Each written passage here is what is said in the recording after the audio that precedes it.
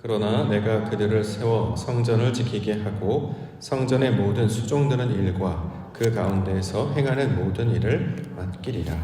아멘. 에스겔 44장 4절부터 14절까지 본문입니다. 여호와의 영광이 여호와의 성전에 가득한지라. 여호와의 영광이 여호와의 성전에 가득한지라 라고 하는 말씀의 제목입니다. 오늘 본문에서는 여호와의 영광이 여호와의 성전에 가득했다, 이렇게 에스겔의 목소리를 통해서 증거하고 있습니다. 4절에 나와 있습니다. 4절 말씀, 그가 또 나를 데리고 공문을 통하여 성전 앞에 이르시기로 내가 보니 여호와의 영광이 여호와의 성전에 가득한지라 내가 얼굴을 땅에 대고 엎드리니, 이렇게 기록하고 있습니다. 자, 에스겔 40장부터는 여호와께서 세우시는 성전에 관해서 말씀하고 있는데요. 여기서 말하는 성전, 어떤 것인가? 사람의 손에 의해 지어지는 성전이 아니라 하나님이 직접 지으시는 성전을 가리키는 말이다. 우리가 지난 금요일 시간 가운데 함께 살펴봤습니다. 우리가 금요 기도회 때 살펴본 것처럼 여호와께서 지으실 새 성전은 문자적으로 볼 때 그 내용이 매우 함축되어 있고 묵시적인 형태로 주어지고 있기 때문에 사람의 내용으로는 온전히 다 이해할 수 없는 내용이었습니다. 뿐만 아니라 거기서 말하고 있는 어떤 수치, 모양, 규격 등을 통해서 실제로 역사 가운데 그 성전이 모양대로 지어진 적이 없었다라는 것이고, 또 구체적으로 성전을 이렇게 지으라 저렇게 지으라 라고 하는 건축하라 라고 하는 말이 없고, 대신 보라, 또 그것들을 통해서 너희의 모습을, 행위를 살피라 라는 말씀으로 주고 있었습니다. 그러므로 본문에서 말하고 있는 여호와의 성전이라고 하는 것은 하나님께서 지으실 새 성전을 가리키는 말로 우리가 함께 살펴보고 받았죠. 그러면 여호와께서 지으실 새 성전은 무엇을 가리키고 있는 말인가? 우리가 신약의 말씀을 통해서 살펴본 것처럼 우리의 마음밭을 하나님이 거하실 처소로 만드는 이야기로 우리가 이 내용을 받았습니다. 사도 바울은 우리의 마음을 가리켜서, 우리를 가리켜서 성전이다 이렇게 증거하고 있었기 때문입니다. 고린도전서 3장 16절과 17절에 너희는 너희가 하나님의 성전인 것과 하나님의 성령이 너희 안에 계시는 것을 알지 못하느냐. 누구든지 하나님의 성전을 더럽히면 하나님이 그 사람을 멸하시리라. 하나님의 성전은 거룩하니 너희도 그러하니라. 이렇게 증거하고 있습니다. 자, 성전, 이전에는 건물로 주어졌죠. 보이는 것으로 주어졌습니다. 그런데 하나님께서 지으실 새 성전은 보이는 성전, 건물 성전이 아니라 성도를 가리키고 있는 말이었습니다. 우리가 바로 하나님이 거하실 처소, 하나님께서 성령을 주셔서 함께 하시는 처소가 되게 하시는 것, 그래서 성도가, 교회가 바로 하나님의 성전이다 이렇게 증거하고 있습니다. 따라서 여호와의 성전에 여호와의 영광이 가득하다라고 하는 말은 우리의 마음 안에, 우리의 심령 안에 하나님의 말씀이 충만해진 상태를 나타내고 있는 말이 되는 것이죠. 이스라엘 백성들이 아수르의 멸망을 당하고 바벨론의 포로로 끌려갔습니다. 그 이유는 그들의 심령 가운데 여호와를 아는 지식이 없었기 때문이죠. 지식이 없고 말씀이 없으니 찾는 자도 구하는 자도 없었습니다. 따라서 자신들의 소견에 오른 대로 행하거나 아니면 남들이 하는 대로, 세상에서 말하는 대로 그렇게 쫓아가고 따라갔던 인생들이었습니다. 그런데 그 종국은 비참한 결과였고 결국엔 다 망하는 길일 수밖에 없었다는 거죠. 자, 그들을 그냥 내버려 두지 않으시고 하나님께서는 영으로 다시 임하셔서, 말씀으로 다시 임하셔서 하나님의 뜻이 무엇인지를 가르쳐 주시고 하나님의 말씀이 거하는 성전이 되게 해 주셨습니다. 그러므로 이전에는 자신의 생각과 경험 가운데 살아갔던 자들이 우리의 마음 안에 하나님의 말씀이 채워짐을 통해서 말씀으로, 하나님의 진리로, 아버지의 영광으로 충만한 상태로 살아가게 하시는 것입니다. 이전에는 자신의 뜻과 육신의 본성을 통해 살아갔던 사람들이 하나님이 가르쳐 주신 말씀과 그 진리의 뜻으로 충만하여서 살아가게 될 때 이것을 여호와의 영광이 여호와의 성전에 가득했다 이렇게 표현하고 있는 것이죠. 결국 성도가, 교회가 바로 여호와의 영광이 임하는 곳으로 설명하고 있습니다. 우리 각 사람이 말씀으로 충만하여지게 될 때, 하나님을 아는 그 지식에 충만하여지게 될 때에, 진리의 말씀으로 가득하게 될 때에 영광이 충만한 상태가 되는 것입니다. 우리가 날마다 신앙생활 하는데요, 그 목적은 말씀으로 채우는 일이 되는 것이죠. 사람은 육신의 본성을 따르는 그 본성을 갖고 있기 때문에 자꾸 자기 생각대로 하려고 하는 습성을 가지고 있습니다. 왜냐하면 내 것이 옳다라고 믿기 때문이죠. 내가 해왔던 경험, 내가 경험했던 습관, 내가 알고 있는 지식이 맞다, 옳은 것이다라고 이것을 생각합니다. 그러나 그것이 바로 착각이고 오해였음을 알게 되는 거죠. 내가 알고 있는 지식이 헛된 것임을 깨달아 하나님의 말씀을 온전히 듣고 그것에 주시는 말씀을 쫓아 나아갈 때 이것을 바로 이스라엘 백성들의 모양으로 주셨고, 결국에 하나님께서 태초에 하나님이 천지를 창조하셔서 이루고자 하는 새 예루살렘 성이 바로 하나님의 말씀으로 충만한 상태가 되어 있는 것으로 우리 가운데 주고 있습니다. 자, 이 여호와의 영광이 성전에 가득한 환상을 통해서 우리가 다시 우리 심령 가운데 하나님의 말씀으로 충만한, 또 하나님의 영광으로 충만한 그 기도의 제목을 붙들고 오늘도 하나님의 은혜 가운데 살아가시는 우리 믿음의 성도님들 되시기를 원합니다. 자, 그러면 여호와의 영광이 성전에 가득했다라고 했기 때문에 그 가득한 모양이 어떠한 것인지 본문을 통해서 좀 더 살펴보고자 합니다. 첫 번째는 말씀을 듣고 주목한다 이렇게 기록하고 있는데요. 5절에 나와 있습니다. 5절, 여호와께서 내게 이르시되 인자야 너는 전심으로 주목하여 내가 내게 말하는 바 여호와의 성전의 모든 규례와 모든 율례를 귀로 듣고 또 성전의 입구와 성소의 출구를 전심으로 주목하고 이렇게 기록하고 있습니다. 실제로 여호와의 성전에 영광이 가득할 때 이 인자가 했던 행동의 모양은 얼굴을 땅에 대고 엎드렸다 이런 표현으로 4절에 기록하고 있죠. 자, 나의 모든 것들을 땅에 대어진 상태, 내가 가지고 있는 지식, 그러니까 머리가 땅에 대어진 상태, 내 것이 다 무너지고 낮아진 상태가 되는 것, 이게 여호와의 성전에 영광이 임한 형상과 모양이 되겠죠. 그러면 어떤 일이 벌어지냐면 말씀이 들리기 시작한다는 것입니다. 규례와 율례를 귀로 듣고 성전의 입구와 성소의 출구를 전심으로 주목하고, 여기서 말하는 것은 우리가 신약 가운데 본다면 성전의 입을 열어 가르쳐서 말씀하시는 그리스도의 진리를 가리키고 있는 말이죠. 하나님의 말씀을 귀로 듣기 시작하고 하나님의 말씀을 눈으로, 믿음의 눈으로 보기 시작했다. 바로 그것을 주목하기 시작했다라고 이야기하고 있습니다. 우리의 심령 가운데 하나님의 말씀이 진리가 충만해지게 되면 어떤 현상이 나타나면 말씀을 온전히 듣게 되는 일이 나타난다라는 것입니다. 왜 그러냐? 자신이 가지고 있는 지식과 경험을 다 내려놓기 때문입니다.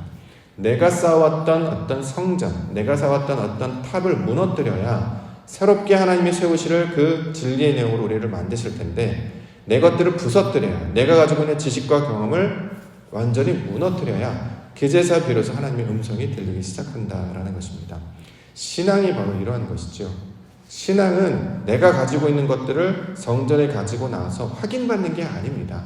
내가 맞고 내가 옳았다라는 것을 확증받는 것이 아니고, 내가 지금까지 쌓았던, 어제까지 가지고 있던 모든 지식과 경험을 말씀 앞에 다 내어버리고, 우리가 이제 요즘 말로 하면 다 내려놓고, 십자가 앞에 다 내려놓고 말씀에 따라서 살겠습니다라고 고백하며 말씀을 듣는 것이 변화된 성전, 하나님께서 만드시는 새 성전의 모양이 된다는 거죠. 이게 바로 성도의 모양이라는 거예요. 우리가 변화되지 않는 이유는 여기가 좋사오니, 옛날에 좋사오니, 내가 했던 내 방법이 좋사오니 계속 거기 머물러 있기 때문에 변화되지 않게 된다는 거죠. 그런데 하나님께서 만드신 새 성전은 거기서 벗어나라는 거예요. 인생이 나이를 들면서 점점 성장하고 점점 세상을 알아가는 어른이 되어가지 않습니까? 그러면 어린아이의 일을 버려야 하는 것이죠. 어린아이가 입었던 이 옷을 버려야지 새 옷을 입게 되는 거 아닙니까?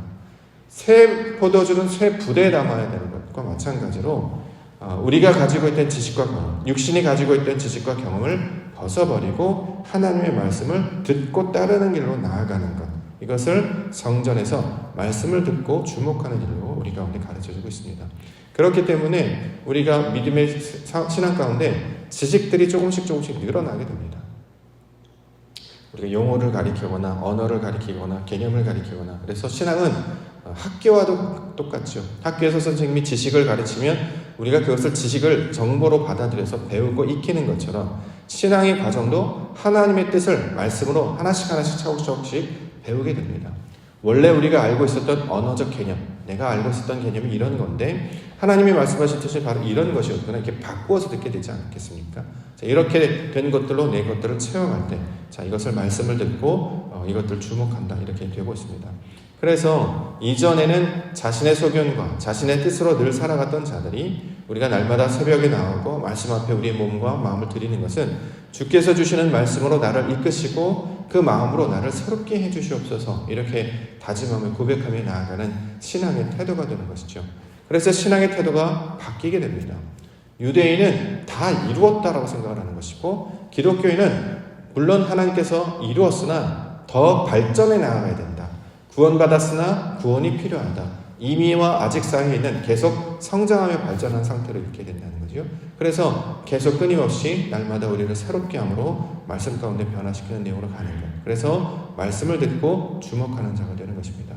실제로 우리가 설문조사를 해보거나 우리 교인들한테 물어보면 말씀을 잘 듣고 배우는 자들 보면 잘 기억을 못합니다. 어저께 무슨 말씀을 나눴는지 어떤 내용을 배웠는지 이렇게 물어보면요, 실제로 그들이 가지고 있는 지식의 내용이 이렇게 많지 않게 되는 것을 알게 됩니다. 왜 그러냐면 본인은 다 안다라고 생각하는 것이고 실제로 새로운 개념에 대해서 분명히 이야기를 했는데 그것들을 주목하여 듣지 않기 때문에 다 잊어버리게 된다는 거죠. 그런데 하나님께서 지으실 새 성전이 되면 하나님의 말씀이 그러한가 하여서 베레아 성도들처럼 날마다 묵상하고 상고하고 이전의 것과 다른 것을 구별하고 분별해서 새 것들로 받아들이게 되고 그것들로 우리의 마음들을 맞춰가는 일로 바뀌게 되어지는 것입니다. 자, 이것을 새 성전, 새 성도로 말하고 있습니다. 자, 그러한 자들에게 나타난 특징, 마음과 몸에 할례를 받는다. 7절부터 9절까지. 너희가 마음과 몸에 할례를 받지 아니한 이방인을 데려오고 내 떡과 기름과 피를 드릴 때에 그들로 내 성소 안에 있게 하여 내 성전을 더럽힘으로 너희의 모든 가증한 일 외에 그들이 내 언약을 위반하게 하는 일이 되었으며 너희가 내 성물의 직분을 지키지 아니하고 내 성소의 사람들도 너희 직분을 대신 지키게 하였느니라. 주 여호와께서 이같이 말씀하셨느니라. 이스라엘 족속 중에 있는 이방인 중에 마음과 몸에 할례를 받지 아니한 이방인은 내 성소에 들어오지 못하리라. 자, 마음과 몸에 할례를 받지 아니하면 성소에 들어오지 못한다. 즉 성소에 들어오려면 마음과 몸에 할례를 받아야 한다라는 거죠. 할례, 자르다라는 뜻입니다. 마음에 있었던 자기 육신의 생각들을 잘라버려야 되는 것이고 자기 몸에 나타났던 옛 것들을 씻어버려야 하는 것입니다. 마음이 새롭게 되어야지만 영의 성전으로 변화된다라는 거죠. 자, 마음과 몸에 할례를 받지 않는 사람들은 어떤 사람들입니까? 목이 곧고 할례를 받지 않은 이방 사람들과 똑같죠. 사도행전 7장 51절부터 보면 목이 곧고 마음과 귀에 할례를 받지 못한 사람들아 너희도 너희 조상과 같이 항상 성령을 거스르는도다. 너희 조상들이 선지자들 중에 누구를 박해하지 아니하였느냐. 의인이 오시리라 예고한 자들을 그들이 죽였고 이제 너희는 그 의인을 잡아준 자여 살인한 자가 되나니 너희는 천사가 전한 율법을 받고도 지키지 아니하였도다 하니라. 자, 선지자가 말씀을 가르쳐요. 그러면 그 말씀을 듣고 배워야 되는데 그 말씀을 듣지 않고 어떻게 해요? 선지자를 잡아 죽였다라는 거죠.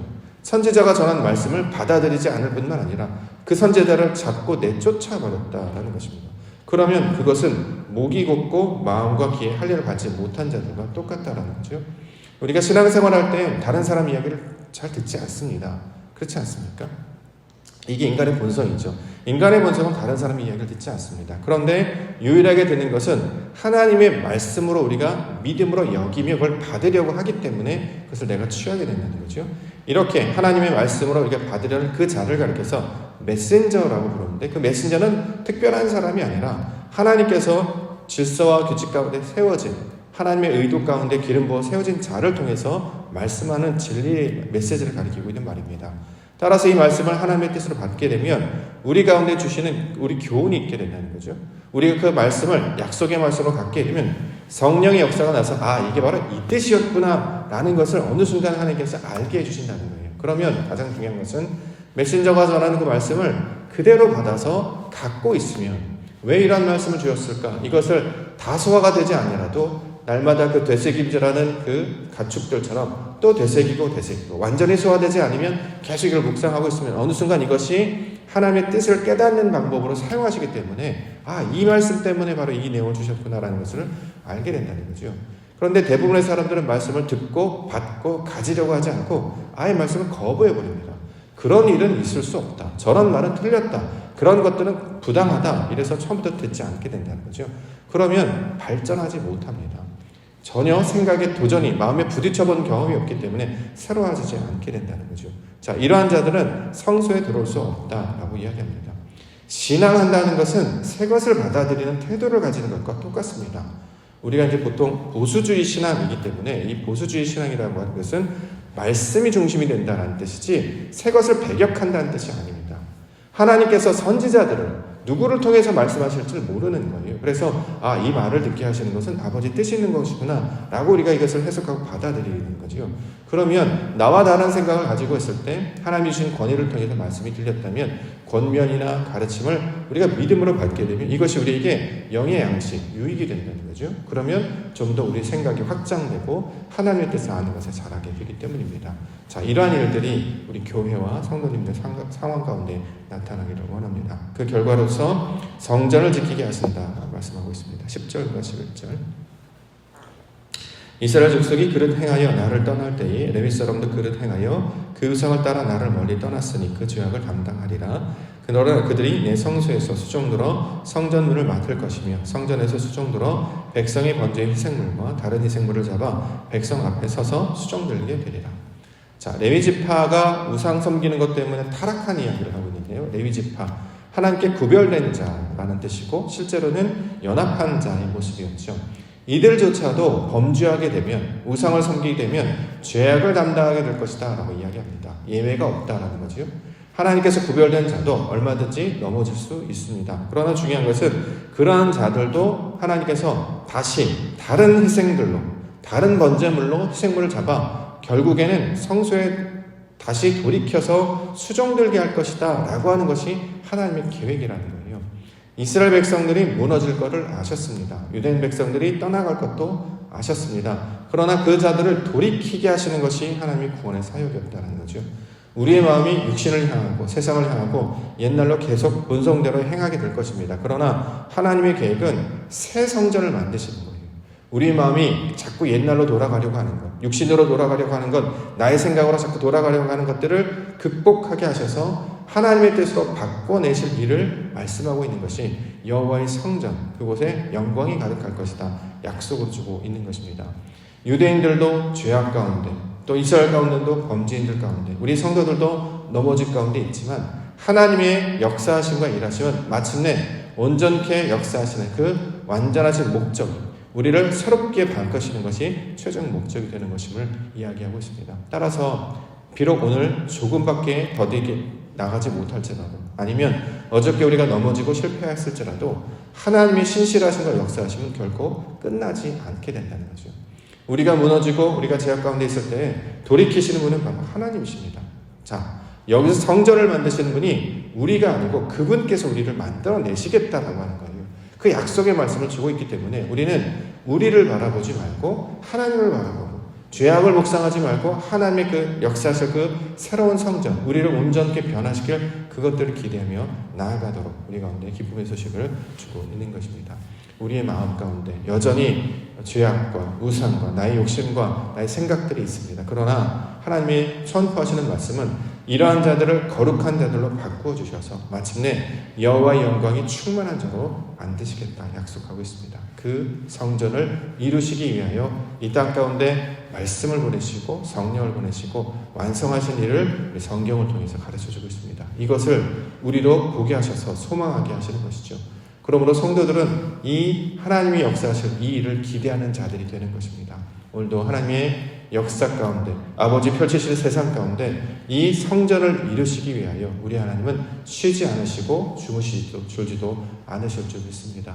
이미 우리 가운데 그리스도를 통하여서 확증하신 것처럼 그가 우리 가운데 빛을 비춰주시고 또 모든 희생양을 직접 감당을 통해서 이 일을 행하여 나아가실 줄 믿습니다. 우리가 기도할 것은 우리의 마음이 하나님의 마음이 되어서 그 날을 사모하게 하옵소서. 하나님이 이루실 그 역사를 우리가 기대하게 하여 주시옵소서. 내가 세상 가운데 이름을 내고 내가 세상 가운데 능력을 베푸는 것이 아니라 우리의 심령이 하나님의 것으로 온전한 변화되어서 하나님이 거하실 처소가 그 성전이 되게 하여 주시옵소서. 그래서 이루실 하나님의 영광, 이것들을 우리가 믿음 가운데 받아내는 우리 믿음의 성도님들과 교회가 되기를 원합니다. 오늘도 말씀과 동행하시며 하나님이 이루실 거룩한 성전으로 주의 말씀과 동행을 살아가시는 우리 믿음의 성도들 되시기를 주의 이름으로 함께 축원합니다.